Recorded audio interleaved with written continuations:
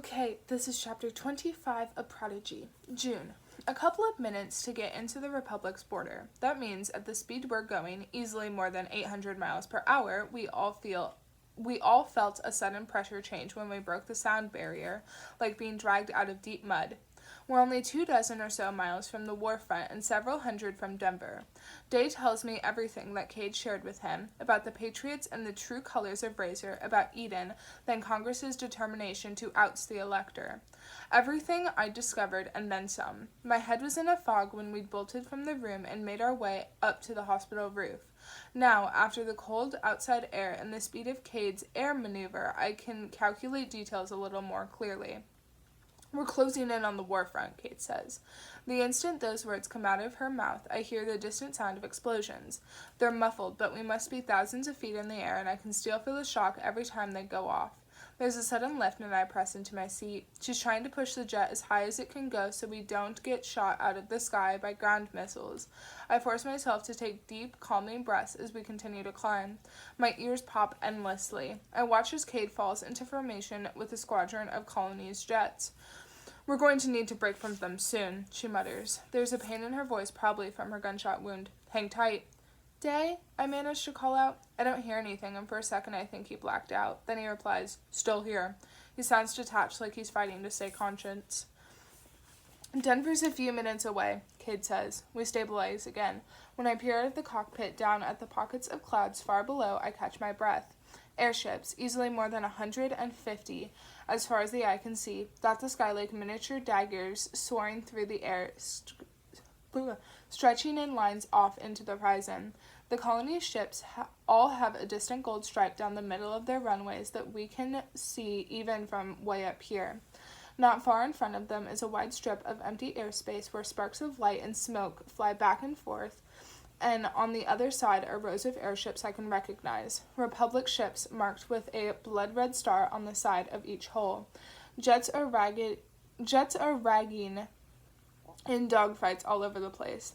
We must be a good 500 feet above them, but I'm not sure if that's a safe enough distance. An alarm on Cade's control board beeps. A voice rings out in the cockpit. Pilot, you are not cleared for this area, it says. Male, Colony's accent. This is not your squadron. You're ordered to land on DESCON 9 immediately. Negative, Cade replies. She pulls her jet up and keeps climbing. Pilot, you are ordered to land on DESCON 9 immediately. Cade turns off her mic for an instant and looks back at us. She seems a little too happy about our situation. Gaudy talkers following us, she says in a mock authoritative tone. We've got too hot on our trail. Then she flips the mic on again and replies brightly, Negative, DESCON, I'm gonna shoot you out of the sky. The person on the other plane sounds shocked and angry this time. Change course and get this one. Cade lets out an ear-piercing shout. Split the sky, boys! She rockets us forward and up at a blinding speed, then goes into a spin. Streaks of light shoot past the cockpit window. The two jets tailing us must have gotten close enough to open fire. I feel my stomach drop as Cade goes into a sudden nosedive, killing our engine in the process. We drop at a pace that turns my vision black and white. I feel myself fading away. An instant later, I jolt awake. I must have blacked out. We're falling. We're plummeting to the earth. The airships below us grow in size. It looks like we're heading straight at the deck of one of them. No, we're going way too fast. We'll be smashed into pieces. More streaks of light rush past us. The jets following are diving after us. Then, without warning, Cade fires the engines again. They roar to life. She pulls back hard on a lever, and the whole jet spins in a half circle so the nose is facing up again. I'm almost sucked into my chair at the sudden change. My vision blacks out again, and this time I have no idea how much time has passed. A few seconds? Minutes? I realize we're charging back up into the sky. The other jets zoom down. They're trying to pull up, but it's too late. Behind us, a huge explosion shakes us hard in our seats. The jets must have struck the deck of the airship with the force of 12 bombs. Orange and yellow fire churns upward from one of the Colony's ships. We're now zooming across the empty airspace between the two countries, and Cade sends us into another spin that saves us from a barrage of fire. We cross the airspace and cut through the sky over the Republic's airships. One lone Colony's jet lost in the chaos. I gape at the scene outside, wondering if the Republic is confused that the Colonies attacked one of their own jets. If anything, that's what bought us enough time to cross the warfront space.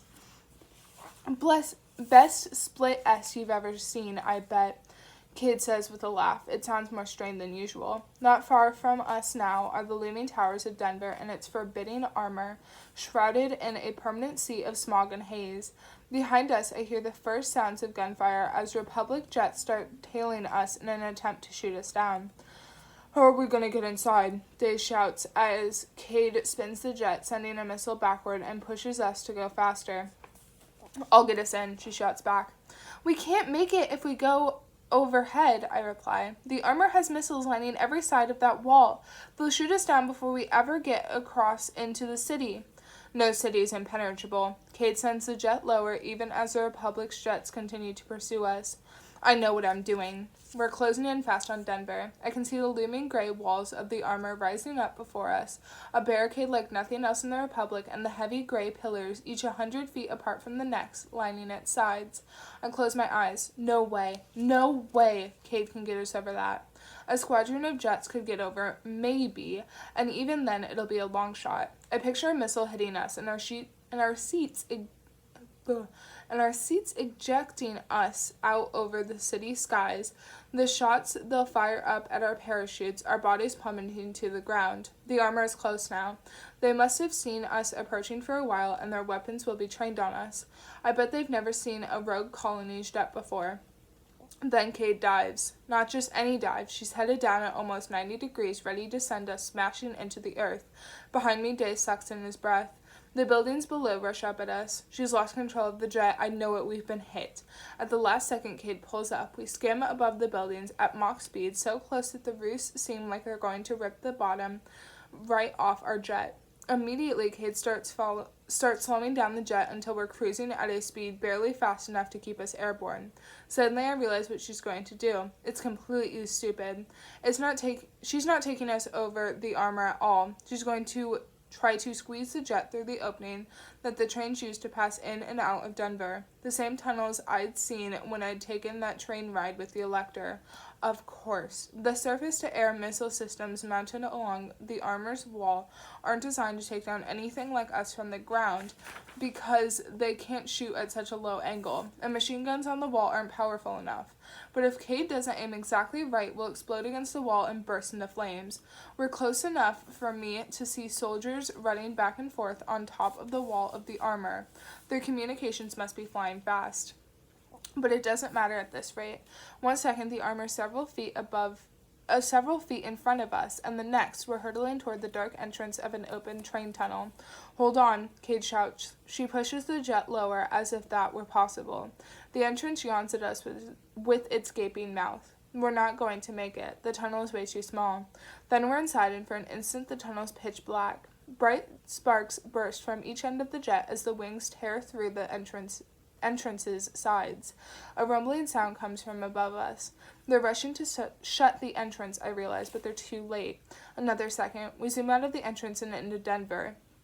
Cade slams the jet's lever the opposite way in an attempt to slow us down even more. Pull up, Day yells. Buildings zip past us. We're too low to the ground and heading straight for the side of a tall barrack. Cade veers sharply to one side. We miss the building by a hair. Then we're down, really down. The jet slams into the ground and skids, flinging our bodies forward hard against our seatbelts. I feel like my limbs are ripping off. Civilians and soldiers alike run out of the way on either side of the street. A few sparks crack the cockpit. It's random gunfire, I realize, from shocked soldiers. Crowds line the roads several blocks away from us. They gape at the jet careening across the pavement. We finally come to a halt when one of the wings catches the side of a building, sends us crashing sideways into an alley. I jerk roughly back against my seat. Our canopy pops open before I can even catch my breath. I manage to undo my seatbelt and leap dizzily up onto the edge of the cockpit. Cade, I'm squinting to see her and Day through the smoke. We have to... My words die on my tongue. Cade slumped against the pilot seat, her buckle still wrapped around her. Her pilot goggles sit on top of her head. I guess she never even bothered to put them on. Her eyes point vacantly at the buttons on her control panel. A small blood stain soaks the front of her shirt, not far from the wound she's received when we first got into the jet. One of the stray bullets had gone straight through the canopy and into her when we crash-landed. Cade, who just minutes ago had seemed invincible. For a moment I'm frozen. The sounds of chaos around me dull, and the smoke covers everything except me and Cade's body strapped into the pilot's seat. A small voice manages to echo through my mind, penetrating the black and white fog of numbness. A familiar pulsing light that gets me going again. Move, it tells me. Now. I tear my eyes away, then search frantically for Day. He's not sitting in the jet anymore. I scramble onto the edge of the wing and slide down blindly through the smoke and wreckage until I hit the ground on my hands and knees. I can't see a thing. Then, through the smoke, Day rushes up to me. He pulls me to my feet. I'm suddenly reminded of the first time I'd ever seen him, materializing out of the nothingness with his blue eyes and dust-streaked face, holding out his hand to me. His face is slashed with agony. He must have seen Cade, too. There you are. I thought you'd already gotten out, he whispers as we stumble through the jet's wreckage. Make for the crowd. My legs ache. A crash landing must have given me head-to-toe bruises. We pause underneath one of the wrecked wings just as the first soldiers rush to the jet. Half of them form a makeshift barrier to keep civilians out, their backs turned to us. Other soldiers shine lights across the smoke and twisted metal, scanning for survivors. One of them must have spotted Cade because he shouts something at the others and motions them over. It's a colony's jet, he shouts, sounding incredulous. A jet made it past the armor and right into Denver. We're temporarily hidden from view under this wing, but they'll see us any second now. The makeshift soldier barricade separates us from the crowds. All around us and throughout the city are the sounds of breaking glass, roaring fires, screaming, chanting people. Only those closest to our jet's wreckage seem to realize that colony's jet had crashed at all. I glance at where the Capitol Tower looms. Andon's voice is ringing from every city block and from every speaker. A live feed of his image must be broadcasting to every jumbotron in the city and in the nation. I look on as several furious rioters fling Molotov cocktails at the soldiers. The people have no idea that Congress is sitting back, waiting for their anger to spill enough to put Razor in Andon's place. There's no way Andon will be able to calm this crowd. I imagine the same protests sparking up across the country in every street and city. If the Patriots had succeeded in publicly broadcasting the elector's death from the Capitol Tower's speakers, there would already have been a revolution. Now, Day says, we rush out from under the wing, taking the soldier barricade completely off guard. Before any of them can grab or shoot at us, we're through, ducking in through the crowd and melting in with the people. Instantly, Day lowers his head and pulls us through the thick pockets of arms and legs. His hand is clenched fiercely around mine. My breath comes out ragged and forced, but I refuse to slow us down now. I push on. People shout in surprise as we barrel through. Behind us, the soldiers raise the alarm. There, one yells. A few shots ring out. They're after us. We barrel ahead through the crowd. Now and then I hear people exclaim, "Is that Day? Did Day come back in a colony's jet?" When I glance behind us, I can tell that half the soldiers are heading the wrong way, unable to tell which direction we took. A couple of others are still hot on our trail. We're only a block away from the Capitol Tower now, but to me it seems like miles. Occasionally I get a glimpse of it through all the bodies pushing and shoving around. The jumbotrons show Andon standing on a balcony, a tiny lone figure dressed in black and red, holding his hands out in a gesture of appeal. He needs Day's help. Behind us, 4 soldiers are gradually catching up. The chase saps away the last of my strength. I'm panting, struggling to breathe. Day is already slowing down to keep pace with me, but I can tell we'll never make it at this rate. I squeeze his hand and shake my head. You have to go ahead, I tell Day firmly. You're cracked, he says. He purses his lips and pulls us forward faster. We're almost there. No! I lean closer to him as we continue to make our way through the people. This is our one shot. Neither of us will make it if I keep slowing us down. Day hesitates, torn. We've already been separated once before. Now he's wondering if letting me go means he'll never see me again. But we don't have time for him to dwell on this. I can't run fast, but I can hide in the crowd. Trust me. Without warning, he grabs my waist, pulls me into a tight embrace, and kisses me hard on the lips. They're burning hot. I kiss him back fiercely and run my hands along his back. I'm sorry I didn't believe you, he breathes. Hide, stay safe, see you soon. Then he squeezes my hand and vanishes. I suck in a breath of icy cold air. Move it, June. No time to waste. I stop where I am, turn around, and crouch down right as the soldiers reach me. The first one doesn't even see me coming. 1 second he's running, the next I've tripped him and he's flat on his back. I don't dare stop to look. Instead, I stagger back into the furious crowd, weaving my way through people with my head down until the soldiers have fallen far behind. I can't believe how many people are here. Fights between civilians and street police are breaking out everywhere. Above it all, the jumbotrons display live feeds of Andon's face, his expression grave. He's pleading from behind the protective glass. 6 minutes pass. I'm only a dozen yards from the base of the Capitol Tower when I notice that the people around me are slowly falling silent. They're no longer focused on Andon. "Up there!" one person shouts. They're pointing at a boy with torch-bright hair who's perched on a tower balcony on the opposite side of the same floor as Andon. The balcony's protective glass catches some of the street's light, and from here the boy is glowing. I catch my breath and pause. It's day.